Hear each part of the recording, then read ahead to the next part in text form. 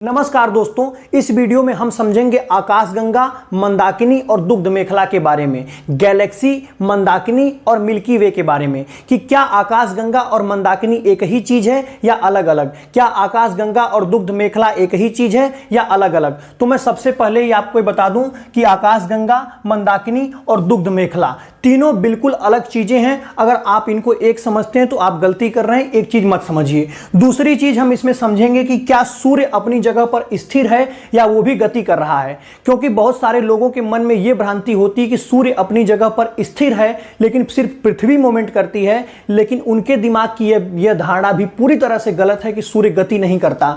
ब्रह्मांड की सारी वस्तुएं गति करती हैं, इसीलिए सूर्य भी गतिमान है। तो हम देखेंगे कि सूर्य किसका चक्कर लगाता है। तो आइए बारी बारी से हम समझते हैं। तो सबसे पहले आप समझिए आकाशगंगा के बारे में, और आकाशगंगा की अंग्रेजी जो होती है उसको गैलेक्सी कहते हैं। इस बात को आप ध्यान रखेंगे।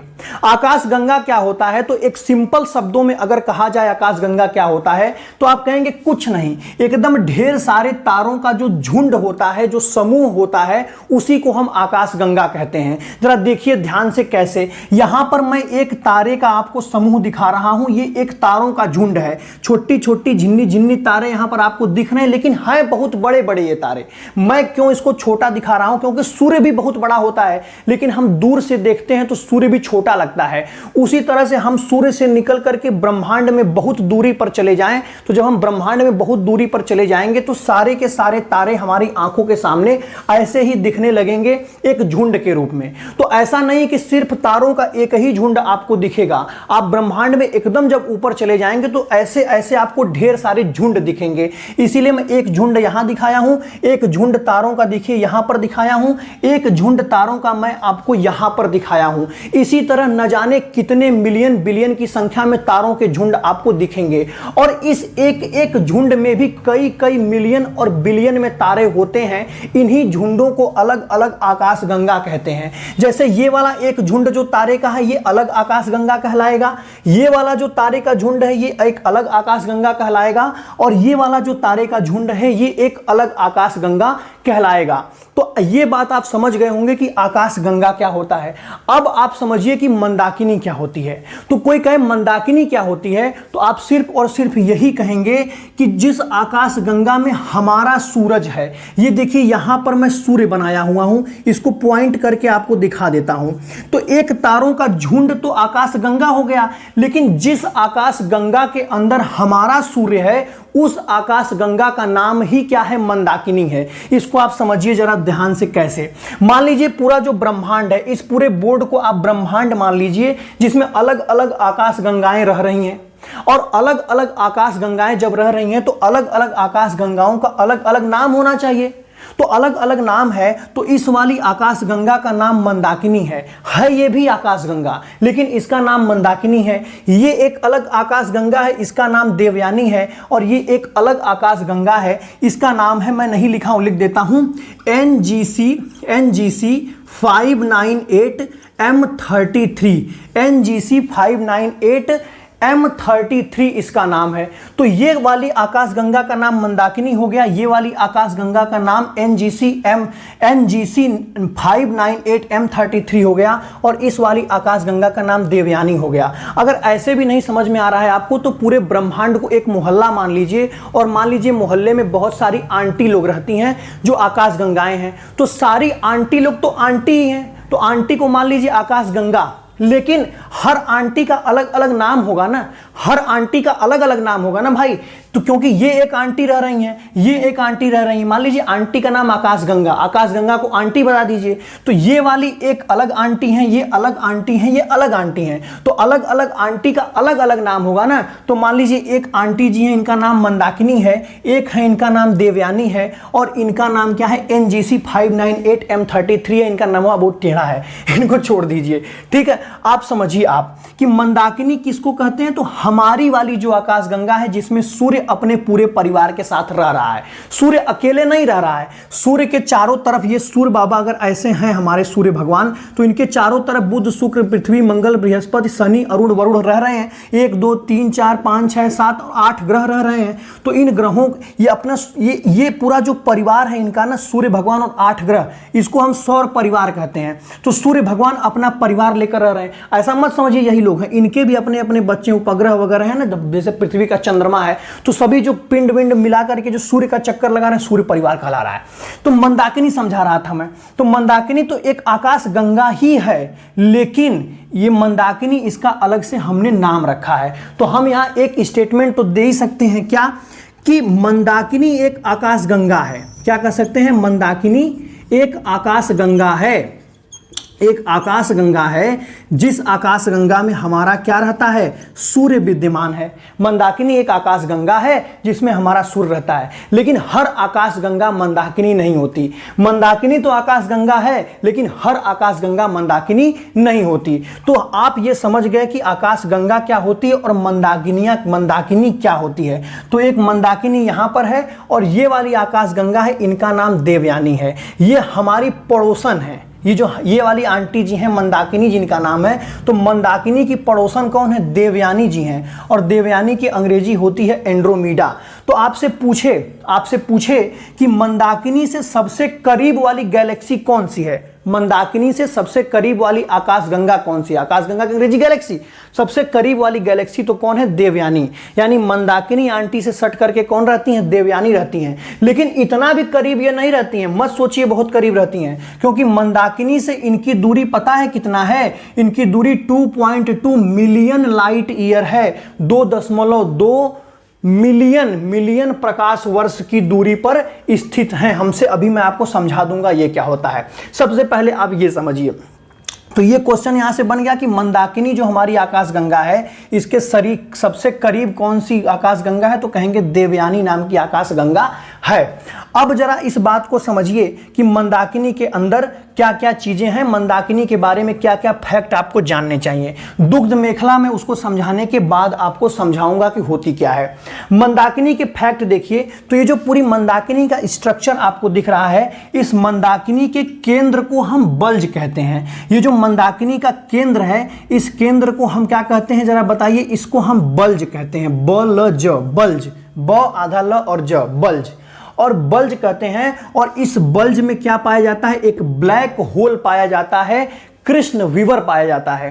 तो इस मंदाकिनी का जो सबसे केंद्र वाला भाग है, इसमें क्या पाया जाता है, एक कृष्ण विवर पाया जाता है, यानी कि ब्लैक होल पाया जाता है। ज़्यादा गोंजा गांजी नहीं करूंगा, नहीं तो आपको समझ में चीज़ें नहीं आएंगी और आप फिर कहेंगे कि गुरुजी कैसा समझा दिए भाई साहब, उनको समझ में नहीं आ रहा है। तो जरा देखिए, अब बात को समझिए जरा ध्यान से कि ये जो मंदाकिनी आपको दिख रही है, ये कैसे आकार में दिख रही है, एक सर्पिलाकार आकार में दिख रही है। बनाना कैसे है, ऐसे एक लाइन खींचिए यहां पर, फिर इस लाइन को यहां घुसाइए, ऐसे मोड़ करके वापस ले आइए, ऐसा। तो ये आकार कैसा आपको दिखेगा, कुछ ऐसा आकार आपको दिख रहा होगा मंदाकिनी का। यानी इस आकार को हम क्या कहते हैं, सर्पिलाकार आकार कहते हैं। सर्पिलाकार का मतलब जैसे लग रहा है कि एक सांप क्या हुआ है, गेड़ुची मान करके बैठा हुआ है एक सांप। देखिए ऐसे एक सांप गोली बना करके ऐसे बैठा हुआ है, इसी को हम कहते हैं सर्पिलाकार आकार। और ये जो हमारी मंदाकिनी सर्पिलाकार आकार में है, जिसके केंद्र में ये क्या है, इसके केंद्र में एक ब्लैक होल है। चूंकि केंद्र में यहां पर ब्लैक होल है, इसीलिए ज्यादातर तारों का जो संकेंद्रण होता है ना, यहीं पर हो जाता है। यहां ढेर सारे तारे गोलियाए रहते हैं। क्यों, क्योंकि ब्लैक होल का गुरुत्वाकर्षण बल बहुत ज्यादा होता है, तभी तो उसको ब्लैक होल कहते हैं। कि एक बार ब्लैक होल में जो चला गया वो वापस नहीं आता है, कृष्ण विवर का यही मतलब होता है। ब्लैक होल से यहां तक कि प्रकाश भी वापस नहीं आ पाता है। यहां से लाइट भेजेंगे तो लाइट भी इसी में समा जाएगी। अगर यहां से आप कोई ग्रह भेज देंगे तो ग्रह इसी में समा जाएगा, कोई तारा भेज देंगे तारा इसी में समा जाएगा। यानी कि ब्लैक होल ऐसी जगह है, इसमें जो भी घुस गया वो इसी में समा गया, बाहर नहीं निकल पाएगा। तो हमारी जो ये मंदाकिनी है, इसके केंद्र में ये ब्लैक होल पाया जाता है। इस बात को आप समझ गए।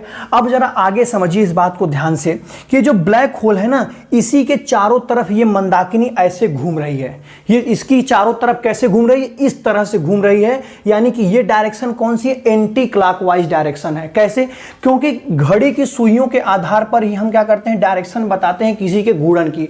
तो घड़ी हमेशा ऐसे चलती है, टिक टिक टिक, घड़ी ऐसे ऐसे चलती है, इधर से इधर घड़ी चलती है, लेकिन ये घड़ी की सुइयों के विपरीत दिशा में चलती है, इसीलिए इसके डायरेक्शन मूवमेंट के डायरेक्शन को हम क्या कहते हैं, एंटी क्लॉकवाइज डायरेक्शन है इसकी मूवमेंट की। तो मंदाकिनी ऐसे ऐसे घूमती है। अब तीसरी चीज देखिए क्या मैंने बताया, तीसरी चीज क्या है कि इसमें घूर्णनशील भुजाएं पाई जाती हैं, क्योंकि ये अलग भुजा, देखिए ये एक भुजा आपको दिख रही है, ये भुजा दिख रही है, ये भुजा दिख रही है, सारी भुजाएं हैं। तो इन सारी भुजाओं को ही हम क्या कहते हैं, घूर्णनशील भुजा कहते हैं किसी भी आकाशगंगा की। तो ये घूर्णनशील भुजाएं कितनी हमारी मंदाकिनी में, 3। गिनिए कैसे, एक बाहर वाली घूर्णनशील भुजा, उसके अंदर एक, उसके अंदर, इधर से बीने तब भी 3, 1 2 3, इधर से बीने तब भी 3, 1 2 3। अब कहेंगे भाई साहब ये घूर्णनशील भुजाओं का कोई विशेष मतलब है क्या जो बता रहे हैं? हाँ, विशेष मतलब है। क्या मतलब है? देखिए कोई भी तारा जो होता है, तारे का जन्म, क्योंकि ये सारे तारे हैं, तो इन तारों का जन्म जो हुआ होगा ना, ये बाहर वाली घूर्णनशील भुजा में होता है। बाहर वाली का मतलब जहां से भी आप चाहें वहां बाहर ले लें।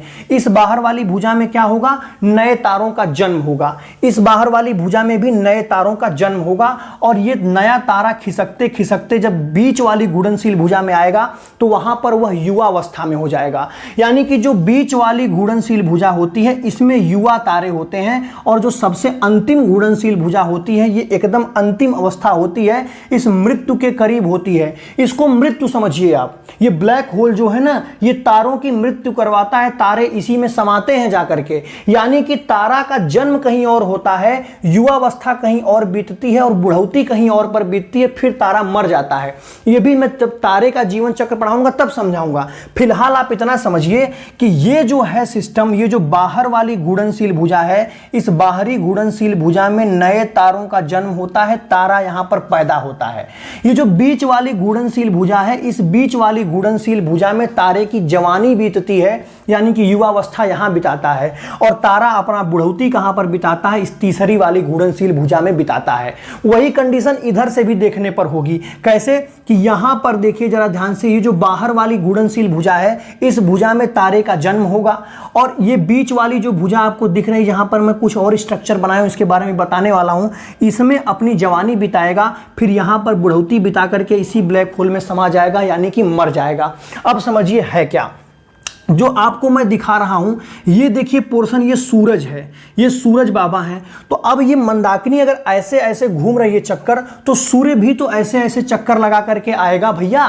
तो ये मत कहना कभी भी कि सूर्य चक्कर नहीं लगाता किसी का, सूर्य किसी डायरेक्शन में नहीं घूमता, सूर्य भी घूमता है। और सूर्य किसका चक्कर लगाता है? अपने मंदाकिनी का चक्कर लगाता है। और सूर्य अपने मंदाकिनी का एक पूरा चक्कर 25 करोड़ वर्ष में पूरा करता है, जिसको एक सौर वर्ष कहते हैं। ये भी एक फैक्ट है। अब इस बात को समझिए, सूर्य अपना पूरा परिवार लेकर के ऐसे ऐसे एंटी क्लॉकवाइज डायरेक्शन में घूमता है, पूरा चक्कर 25 करोड़ साल में पूरा होता है। अब ये सूर्य के ऊपर ही आपको जो तारा यहां पर दिख रहा है, इस तारे को हम कहते हैं ध्रुव तारा, अंग्रेजी में पोलैरिस कहते हैं। हमेशा ये तारा पृथ्वी से, सूर्य से क्या दिखेगा? उत्तर दिशा में दिखता है। आप भी अगर कभी रात में सोते हुए इस तारे को देखना चाहते हैं तो बिल्कुल आराम से आप देख सकते हैं, कोई टेंशन नहीं। उत्तर दिशा में आपको बहुत बड़ा सा तारा चमकता हुआ दिखाई देगा। उत्तर दिशा में देखेंगे तो आपको एक तो सप्तर्षि तारा मंडल दिखाई देगा, और सप्तर्षि तारा मंडल का जो लास्ट वाला जो तारे हैं ना, उन्हीं को ऐसे मिला करके लाइन खींचेंगे तो सीधा जो तारा दिखता है वही क्या होता है? वही ध्रुव तारा होता है।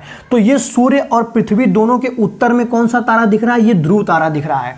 और सूर्य से सबसे करीब जो तारा होता है उसका नाम है प्रॉक्सिमा सेंचुरी। ये चीज आप नोट करेंगे। सूर्य से सबसे करीब का तारा कौन है? प्रॉक्सिमा सेंचुरी है भैया। इस बात को आप समझ गए? तो सूर्य से सबसे करीब का तारा प्रॉक्सिमा सेंचुरी, और सूर्य के उत्तर यानी ऊपर वाले डायरेक्शन में आपको कौन दिख रहा है? यहां पर ध्रुव तारा दिख रहा है। ठीक, एक चीज आप ये चीज याद कर लेंगे कि जब तारा जन्म लेता है ना, यहां इस वाली भुजा में जन्म लेता है, तो वो सफेद रंग का दिखाई देता है, युवावस्था में नारंगी रंग का दिखाई देता है, वृद्धावस्था में लाल रंग का दिखाई देता है। तो यहां वाले तारे जो होंगे लाल लाल दिखाई देंगे, यहां वाले तारे हमें नारंगी रंग के दिखाई देंगे, यहां वाले तारे कभी पैदा हुए इसलिए नीले और सफेद रंग के दिखाई देंगे। तो इधर से भी अगर सिस्टम आप देखें ना, तो यहां तारे का जन्म हुआ, यहां तारे की क्या बीती? यहाँ तारे की जवानी बीती और यहाँ तारे की बुढ़ौती, यानी कि हमारा सूर्य अभी किस अवस्था में है, युवा अवस्था में है। और एक दिन ऐसा आएगा कि जब इसी में गति करते करते क्या होगा, ये तारे समाते जाएंगे, इसमें ये तारे समाते जाएंगे, सूर्य भी इसके करीब चलता जाएगा और एक दिन ब्लैक होल में समा जाएगा। वो कैसे होगा वो बाद में मैं घटना को समझाऊंगा। अभी इतना समझिए कि सूर्य एकदम युवा अवस्था में है और ये अंत में जाकर के इसको भी इसी ब्लैक होल में समाहित हो जाना है। ठीक, ये जो मंदाकिनी है, मंदाकिनी को सबसे पहले गैलीलियो ने देखा था और इस मंदाकिनी में कितने तारे हैं, 100 बिलियन तारे हैं। मिलियन, बिलियन, ट्रिलियन आप समझते हैं। देखिए मिलियन का मतलब क्या होता है, 1 मिलियन कोई कहे तो क्या करिए, एक के आगे 6 शून्य लगा दीजिए ऐसे, तो ये हो जाता है मिलियन, 1 मिलियन हो जाता है। अगर कोई कहे 1 बिलियन कितना होता है तो 1 लिखिए और 1 के आगे आप 9 शून्य लगा दीजिए ऐसे, ये हो जाता है 1 बिलियन। और कोई पूछे कि 1 ट्रिलियन कितना होता है तो 1 लिखिए और उसी के आगे 12 शून्य लगा दीजिए, तो वो क्या हो जाएगा, 1 ट्रिलियन हो जाएगा। इस बात को आप ध्यान से समझ गए, क्या समझ गए कि एक इसमें कितने बिलियन तारे हैं, 100 बिलियन तारे हैं, यानी कि 100 के आगे अगर आप 9 शून्य लगा दें, उतने तारे हैं इस पूरी मंदाकिनी के अंदर। तो सोचिए कितने ज्यादा तारे हैं, तारे ही तारे हैं। और हर तारे का अपना एक परिवार होता है, जैसे सूर्य का एक सौर परिवार, इसमें ग्रह उपग्रह चक्कर लगा रहे हैं, वैसे ही हर तारे का अपना अपना परिवार है। तो समझिए कितना बड़ा ब्रह्मांड है। एक गैलेक्सी की भी बात हो रही है, उसमें 100 बिलियन तारे हैं। और अब देखिए जरा सा, लेकिन ये 100 बिलियन जो तारे हैं ना, हमें आसमान में इतने तारे तो दिखाई नहीं देते। आप कहेंगे कि भैया अगर 100 बिलियन तारे इसमें हैं तो हमें इधर की तरफ देखें तो हमको ये सारे दिखाई देने चाहिए ना, 100 के 100 बिलियन, लेकिन ऐसा नहीं होता है। हमें सिर्फ वही तारे दिखाई देते हैं जो धरती से 1000 प्रकाश वर्ष की दूरी पर हों। जरा देखिए ध्यान से, इनको मिटा करके मैं आपको समझा रहा हूं कि हमारी धरती अगर यहाँ पर है और इस धरती से हम तारों को देखना चाहते हैं तो हमको सिर्फ वही तारे दिखाई देंगे जो हमसे कितने दूरी पर हैं, 1000 प्रकाश वर्ष की दूरी पर हैं। प्रकाश वर्ष दूरी का मात्रक है, ध्यान रखना। एक वर्ष में प्रकाश जितनी दूरी तय करता है उसको प्रकाश वर्ष कहते हैं। तो हमारी पृथ्वी से 1000 प्रकाश की वर्ष की दूरी पर मात्र कितने तारे हैं, 7000 तारे हैं। और यही 7000 तारे हमको धरती से नंगी आंखों से विजिबल होते हैं, बाकी कोई तारे हमको दिखते नहीं हैं।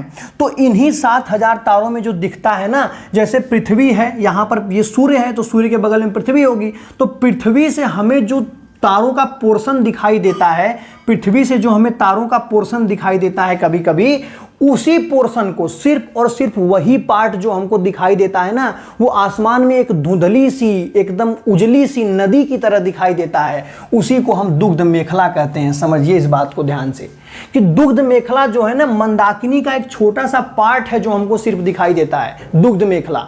तो दुग्ध मेखला आपको समझ में आ गई। आकाश गंगा समझ में आई होगी कि आकाश गंगा, तारों के जो झुंड होंगे सबको आकाश गंगा कहेंगे। एक आकाश गंगा ये, एक आकाश गंगा ये, एक आकाश गंगा इधर मैंने बनाई थी। लेकिन जो हमारी वाली आकाश गंगा है जिसमें हमारा सूर्य रहता है, उसका नाम अलग से हमने रख दिया है मंदाकिनी। और इस मंदाकिनी की सबसे करीब जो आकाश गंगा है उसका नाम क्या है, उसका नाम क्या है, इसका नाम देवयानी है, इसका नाम एंड्रोमीडा है। उसी तरह से यहां पर एक आकाश गंगा मैंने अभी बनाई थी, उसका नाम आप अपना नोट कर लिए होंगे, कॉपी में बैक करके वीडियो नोट कर लीजिएगा, मैं फिर नहीं बताऊंगा। अब भैया कितना बताऊं यार एक ही बात को। अब जरा देखना ध्यान से, अब इसमें कुछ बचा तो मुझे नहीं लग रहा है कि कुछ बच गया होगा। हाँ, एक चीज मैंने यहाँ पर आपको बताया कि ये पोर्शन देखिए, यहाँ पर प्रॉक्सिमा सेंचुरी है जो सूर्य के सबसे करीब का तारा है। ये सब नोट कर लेंगे फैक्ट। सूर्य के सबसे करीब का तारा प्रॉक्सिमा सेंचुरी। उत्तर दिशा में कौन सा है, ध्रुव तारा है। बाहरी घूर्णनशील भुजा में किसका निर्माण होता है, तारों का निर्माण होता है नए नए। युवावस्था कहाँ बीतती है, बीच वाली घूर्णनशील भुजा में। और अंतिम अवस्था कहाँ बीतती है, इस वाली भुजा में, तीसरी वाली में, और अंत में ब्लैक होल में समाहित हो जाता है। उस तरह यहाँ भी, यहाँ नए तारों का जन्म होगा, यहाँ तारे अपनी युवावस्था में होंगे और अंत में इसी में समा जाएंगे। यानी कि सूर्य भी हमारा इस समय युवावस्था में है और ये भी अंत में जाते जाते कहाँ पर समा जाएगा, इसी ब्लैक होल में समा जाएगा। लेकिन ये अभी लगभग 4 अरब वर्ष बाद होगा। तो इसमें आपको टेंशन नहीं लेना है कि सूर्य मर जाएगा तो हम क्या करेंगे, ये सब चिंता आपको नहीं करनी है, क्योंकि ये लगभग 4 अरब वर्ष बाद घटना होगी। तब तक आपका प्री मेंस इंटरव्यू सब कुछ हो गया होगा, तब तक आप एकदम टेंशन टेंशन नहीं होगा, कई जन्म लेकर के ही आप घूम रहे होंगे, है ना। तो देखिए टेंशन तो लेने वाली कोई बात है ही नहीं इसमें। देखिए टेंशन क्यों हो रही है आपको, टेंशन क्यों ले रहे हैं? टेंशन तभी तो होती है जब लगता है यार सफल नहीं हुए तब क्या होगा, इस जिंदगी में कुछ नहीं कर पाए तब क्या होगा। तो इसमें कौन सी टेंशन लेने वाली बात है? अगर सफल हो गए तब भी कोई बात नहीं, सफल नहीं हुए तब भी कोई बात नहीं, इसमें कोई टेंशन लेने वाला बात थोड़ी ना है। जैसे आप देखिए, मान लीजिए आप मुसलमान हैं, ठीक, आप मान लीजिए मुसलमान हैं, और एक कंडीशन हो सकती है आप मान लीजिए हिंदू हैं, कुछ भी हो सकते हैं आप, बुद्ध, जैन, सिख, ईसाई, कुछ भी हो सकते हैं। लेकिन मैं दो को लेकर समझा रहा हूँ, देखिए ध्यान से, कि मान लीजिए आप मुसलमान हैं, तब तो हो सकता है आप थोड़ी टेंशन लें, चिंता करेंगे आप, क्योंकि आप एक बार अगर लेट गए तो आपका क्या होगा, हश्र के दिन हिसाब होगा, दोबारा जन्म वनम नहीं होगा, हश्र के दिन डायरेक्ट हिसाब होगा, जन्नत वन्नत में चले जाएंगे, हुरूर मान लीजिए मिल गई तब तो ठीक है ना। तो एक बार अगर लेट गए तो आपका तो हश्र के दिन हिसाब होना है, मुसलमान है तो, तब तो आपको थोड़ी टेंशन लेनी है। क्यों, टेंशन तो लेनी पड़ेगी भाई ना, क्योंकि एक बार लेट गए तो हश्र के दिन हिसाब होगा। लेकिन आप हिंदू हैं तब तो आप बिल्कुल चिंता मत करिए, क्योंकि आप बार बार जन्म लेते रहेंगे। तो इस जन्म में यूपीएससी नहीं क्लियर हुआ तो अगले जन्म में कर लेंगे, अगले जन्म में नहीं हुआ उस अगले जन्म में कर लेना, तो आपका जन्म तो बार बार होगा। तो आप तो एकदम टेंशन मत लीजिए। मजाक कर रहा हूं भाई, ऐसी कोई बात नहीं। सभी लोग उत्थान करें, सभी लोग प्रगति करें, तभी भारत देश का विकास होगा। मुसलमान हो, चाहे हिंदू हो, चाहे सिख हो, चाहे ईसाई हो, भारतीय हैं तो आप एकदम मेहनत से पढ़ते रहिए, जबरदस्त तरीके से आगे बढ़ते रहिए। ये सारी चीजें जितनी मैं बताया हूं उसको नोट कर लीजिए। ये आकाशगंगा, मंदाकिनी और दुग्ध मेखला में आपको अंतर समझ में आ गया होगा। सभी तरह के तारों के झुंड को आकाशगंगा कहेंगे। जिस आकाशगंगा में अपना सूर्य भगवान है, अपने सूर्य बाबा हैं, उसको मंदाकिनी कहते हैं। और दुग्ध मेखला किसको कहते हैं, कि जो पृथ्वी पर से, धरती पर से जो तारों का एक पोर्शन हमको एक नदी की तरह दिखाई देता है, यानी कि जो मिल्की वे है, जो दुग्ध मेखला है, यह मंदाकिनी का एक छोटा सा पार्ट होगा जो हमको दिखाई देता होगा। बाकी ये चीजें आपको मैंने समझाई दिया, कोई टेंशन लेने वाली बात है ही नहीं किसी चीज में, एकदम टेंशन मत लीजिए। अगली वीडियो में मैं आपको समझाऊंगा राशियों के बारे में और नक्षत्रों के बारे में, क्या होता है, नक्षत्र मंडल क्या होते हैं, तारा मंडल क्या होते हैं, और इसमें सारी चीज़ें, न्यूट्रॉन तारा वगैरह, तारे का जीवन चक्र वगैरह सब कुछ बताना है। अभी बस मैं इस वीडियो में आकाशगंगा, मंदाकिनी, दुग्ध मेखला समझाया हूँ, ये आपको समझ में आ गया होगा। जय हिंद, जय भारत।